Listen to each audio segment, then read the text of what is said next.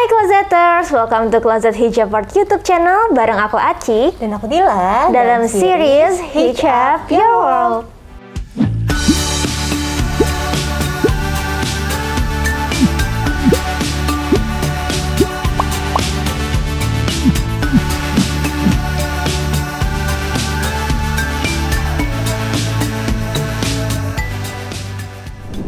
Hari ini kita mau ngomongin yang berhubungan dengan pernikahan ya Cia. Bener banget, kita mau ngomongin perjanjian pranikah atau yang biasa disebut Prenuptial Agreement. Nah kalian nih ada nggak yang lagi nyiapin pernikahan? Mungkin informasi kita kali ini bakal bermanfaat banget ya Cia. Iya, tapi sebelum lanjut videonya nih Dil, kita mau say thank you dulu untuk brand yang udah sponsorin video ini.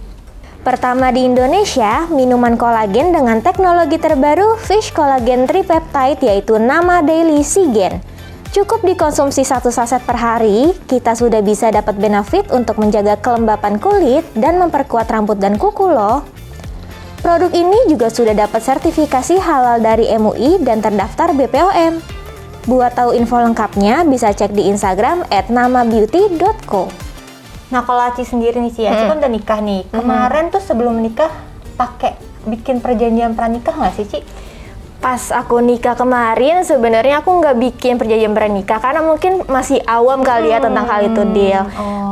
Cuma sekarang aku juga udah denger sih kayak tentang perjanjian pranikah, terus kayak banyak lah isu-isu seputar itu kan ya. Dan kebetulan juga memang kemarin tuh sempat terdengar berita artis-artis juga membuat statement kalau mereka ternyata juga bikin perjanjian pranikah gitu, kayak Raffi Ahmad dan Nagita Slavina gitu kan, mereka bikin yang namanya perjanjian pranikah. Memang pasti ada pro kontra Dil tentang perjanjian pranikah itu, tapi daripada kita bertanya-tanya sendiri tentang perjanjian pranikah dalam Islam tuh sebenarnya gimana sih, apakah ada hukumnya, apakah ada peraturannya sendiri. Nah kita bakal undang Ustazah Nada untuk bergabung di video kali ini. Assalamualaikum Ustazah. Waalaikumsalam. Alhamdulillah. Gimana kabarnya, sehat-sehat ya? Alhamdulillah sehat-sehat. Alhamdulillah. Iya, Ustazah tadi aku sama Dila udah berbincang-bincang nih tentang perjanjian pranikah. Tapi kita masih belum tahu nih dalam sisi Islam tuh seperti apa. Kalau misalnya dalam Islam tuh ada nggak sih Ustazah tentang perjanjian pranikah? Iya, baik. Bismillahirrahmanirrahim. Alhamdulillah wassalatu wassalamu ala Rasulillah. Kalau kita membahas mengenai masalah perjanjian pranikah itu sebenarnya tidak diwajibkan. Tapi apabila ada orang yang mau melakukan perjanjian pranikah, hukumnya mubah, hukumnya boleh saja, ya. Tapi ketika seseorang mengucapkan akad nikah, khususnya suami gitu ya, kan suka tuh menandatangani buku nikah. Nah itu yang ditandatangani adalah diantaranya perjanjian pernikahan yang dimana di situ juga dicantumkan, misalnya apabila saya meninggalkan istri saya 6 bulan lamanya dan saya tidak memberikan nafkah gitu ya, saya berturut-turut sekian bulan, maka istri saya tidak ridho melaporkan hal tersebut kepada pengadilan agama dan membayar iwat, maka jatuhlah talak saya 1. Itu kan perjanjian. Perjanjian yang dilakukan oleh suami apabila dia menelantarkan istrinya dan istrinya tidak ridho, istrinya mengajukan hal tersebut ke pengadilan agama, membayar iwat, maka jatuhlah talak. Nah, perjanjian itu dilakukan di awal pernikahan, ya, dan itu dilakukan diucap memang ketika selesai akad nikah. Nah, itu yang biasanya seperti itu. Ada ketika menikah, suami menyebutkan, membacakan sighat taklik yang ada dalam buku nikah. Tapi sesungguhnya ketika suami menandatangani, dia sudah melakukan perjanjian pernikahan. Kalau pranikah, artinya sebelum menikah. Ini memang jarang terjadi ya, jarang terdengar gitu, tapi boleh-boleh aja kalau suami istri mau melakukan perjanjian pranikah, dibolehkan dalam Islam. Kalau ada orang yang mau menikah tanpa perjanjian, ya nggak masalah. Atau mau melakukan perjanjian, memang betul-betul dia melakukan ada perjanjian pranikah dengan calonnya, itu juga nggak masalah. Nah, lalu bagaimana supaya sah? Ya, tentunya kan namanya perjanjian itu pertama harus antarodin, kedua-duanya ini ridho, si suami, si istri mengemukakan apa keinginannya, ya, tidak condong kepada satu pihak. Jadi tentunya perjanjian itu kan untuk kemaslahatan bersama. Suami istri merasa aman, ada ikatan perjanjian gitu ya, dan ada pun kolom-kolom perjanjiannya, klausul pada perjanjian itu diatur silahkan masing-masing dalam pasangan. Nah kemudian memang kalau kita bicara indah kan nggak akan bermasalah gitu ya, tapi kalau sudah ada masalah biasanya ini jadi, ya tentu kan kita nggak pengen pernikahan itu ada masalah di kemudian hari, ada perceraian ya, tapi kalaupun terjadi maka biasanya emosi ini akan naik. Oleh karenanya perjanjian itu sebaiknya selain kedua-duanya meridhoi, merestui, memahami pasal demi pasalnya, dan juga yang kedua harus disahkan pada notaris supaya itu juga sah dalam hukum negara misalnya. Dan dalam Islam ya tentunya hukum ini bisa juga disahkan melalui Kementerian Agama, misalnya seperti itu. Nah, Ustazah, kalau misalnya tadi kan dibahas sesudah nikah kita menandatangani perjanjian-perjanjian yang sudah ada ya sesuai syariat Islam. Nah, kalau misalnya perjanjian pranikah ini kan kayak lebih luas lagi, Ustazah. Kayak misalnya tentang harta, tentang anak gitu. Kalau misalnya sesuai syariat Islam tuh seperti apa sih, Ustazah? Gini, jadi kalau perjanjian yang ketika menikah berarti kan perjanjian seorang suami ya, karena suami menandatangani dan istri mengetahui gitu ya. Dan kalau pranikah ini biasanya dilakukan dua belah pihak. Biasanya yang dibahas yang ada dalam klausul perjanjian seputar masalah harta misalnya.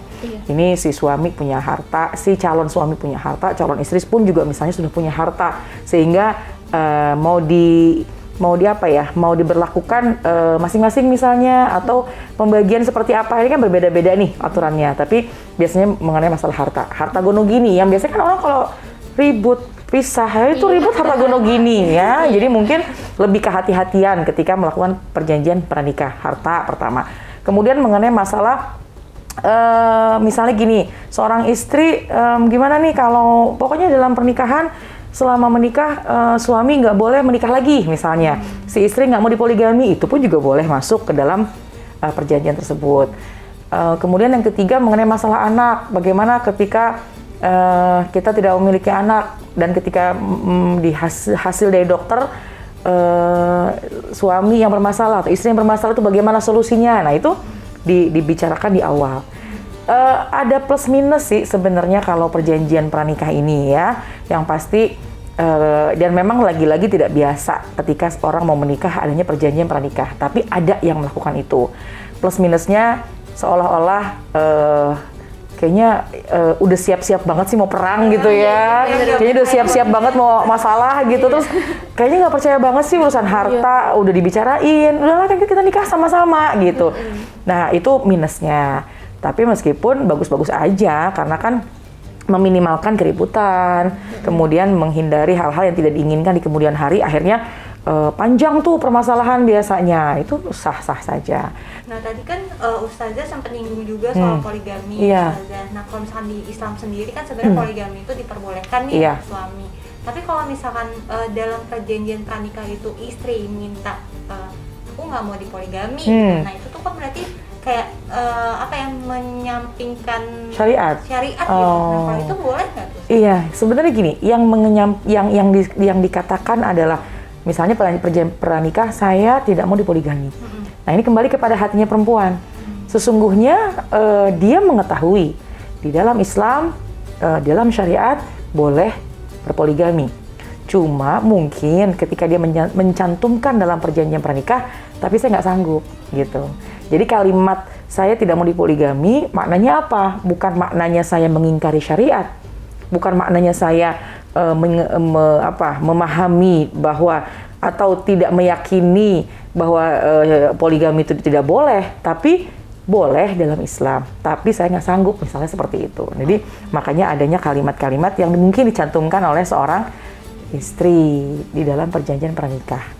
Gitu. Jadi diperbolehkan ya kalau istri minta seperti itu karena memang dari dirinya dia sendiri tidak bisa gitu ya. Ya tentu semua perempuan kayaknya nggak bisa ya. Kalau ditanya perempuan gimana ya, semua tuh nggak. Kayaknya perempuan tuh nggak bisa gitu ya. Tapi kan ada juga rahasia-rahasia Allah lah ketika itu terjadi. Tentu semua kalau ditanya perempuan nggak akan ada yang bisa gitu, kembalikan kepada dirinya masing-masing. Tapi juga banyak juga yang bisa melewatinya. Karena dengan kekuatan, kehebatan hatinya, keikhlasan dan kesungguh-sungguhan dalam ingin mendapatkan keistimewaan dari Allah, hadiah dari Allah, itu juga Allah berikan karunia, mampulah hatinya menjalankan itu. Ada juga orang yang tidak mampu, wanita yang tidak mampu, maka ya masing-masing. Ini yang penting dasarnya adalah tidak menyalahi dan tidak mengingkari bahwa poligami itu diperbolehkan. Nah, di dalam perjanjian pranikah, pastinya kalau ada salah satu yang mengingkari, maka konsekuensinya akan didapat, gitu kan ya. Perjanjian itu kan kalau pokoknya selama pernikahan uang masing-masing. Kemudian tidak boleh adanya ucapan cerai misalnya. Nggak boleh semarah-marahnya kita, ini tujuannya bagus nih, meskipun ribut nggak pengen ada perceraian gitu ya. Sehebat-hebatnya pertengkaran jangan ada kalimat cerai. Kemudian tidak boleh seorang istri atau mohon maaf ketika seorang suami menikah lagi. Nah itu kan ada dalam perjanjian. Ketika dalam proses pernikahan ada yang melanggar, maka tentu saja konsekuensi dari langgaran peraturan itu berlaku. Berarti istri boleh talak suami langsung gitu ya? Ya tergantung perjanjiannya tuh. Perjanjiannya gimana ya kan? Nah makanya pokoknya langsung talak aja gitu. Karena gini, istri 100 kalimat istri minta cerai itu nggak akan turun talak. 100 kali, 1000 kali seorang istri minta ceraikan saya, itu nggak akan turun talak dari seorang suami, kecuali memang si istri ini bisa melaporkan kepada pengadilan agama bahwa adanya kezaliman yang dilakukan oleh suami. Kemudian barulah di situ bisa. Jadi bukan menjatuhkan talak ya, istri tuh nggak bisa menjatuhkan talak, tapi istri mengajukan. Tetap keputusannya adalah nanti dari suami. Tapi kalau suaminya ada kan yang nggak mau menceraikan, padahal suaminya udah zolim banget, tapi istri bisa mengadukan kepada pengadilan agama, kepada wali hakim, dan melihat kasusnya. Oh ternyata betul ini suaminya zolim. Ada suami yang zolim dan tidak mau menceraikan gitu ya. Nah tentunya wali hakim bisa memutuskan, karena ada jelas nyata kezoliman-kezoliman yang dilakukan oleh suami. Dan itu bisa masuk ke dalam perjanjian pranikah. Bahwa tidak boleh adanya kekerasan, tidak boleh ada pemukulan misalnya. Ketika itu terjadi, maka istri boleh menuntut, gitu ya. Nah, oleh karena itu makanya perjanjian pranikah bukan saja antara suami dan istri, tapi disahkan dalam notaris.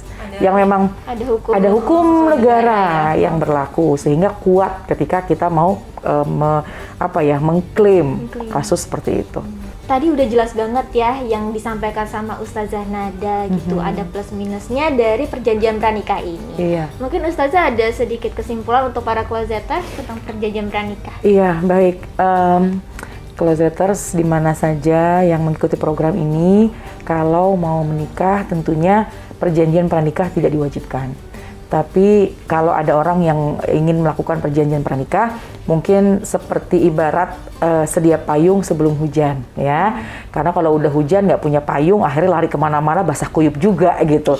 Nah jadi sedia payung sebelum hujan untuk berhati-hati apabila ada masalah di kemudian hari. Kemudian justru juga perjanjian pranikah ini adalah tujuannya agar tidak terciptanya masalah yang berkelanjutan. Karena biasanya kalau tidak ada perjanjian, tidak ada pakem-pakemnya, los begitu aja, ya akhirnya kelewat batas. Fokus hanya masalah aja yang dipikirin. Tapi kalau sudah ada pakem-pakemnya kan masing-masing bisa mengerem, mengetahui batasan-batasannya itu. Jadi tinggal masing-masing melihat bagaimana sisi perjanjian pranikah. Ada orang misalnya yang mau menikah, kita bikin perjanjian ya sebelum menikah. Nah, tinggal bagaimana nih si calon pasangannya ini melihat keadaan tersebut. Baiknya dilihat secara positif lah, bahwa tidak ingin terjadi hal-hal yang tidak diinginkan di kemudian hari. Kalau melihat negatif kan berarti udah, ribet banget deh mau nikah gitu ya. Belum apa-apa udah ada perjanjian. Nah itu biasanya akhirnya bisa jadi mikir nih, jangan-jangan calon aku ribet nih gitu ya. Jadi tergantung bagaimana kita melihatnya. Tapi insya Allah kalau kita melihat semua dari sisi yang baik, maka akan terjaga lah. Dan insya Allah tujuan baik, jalannya baik, juga insya Allah perjalanan dalam pernikahannya pun insya Allah baik-baik aja.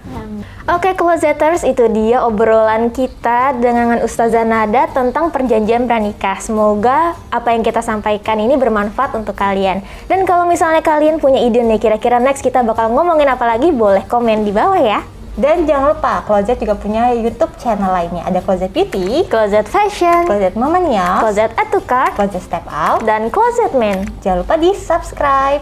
By the way, Closeter sudah daftar belum nih jadi premium member Closet Indonesia karena bakal banyak banget dapat benefitsnya. Ada special diskon untuk produk-produk yang oke, ada juga giveaway setiap minggunya. Kalian juga bisa ikutan arisan virtual dan dapetin produk-produk yang mungkin ada di wishlist kalian.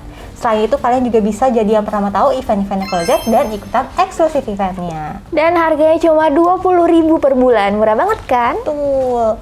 Jangan lupa follow sosial media @closetid and see you on the next video. Bye-bye!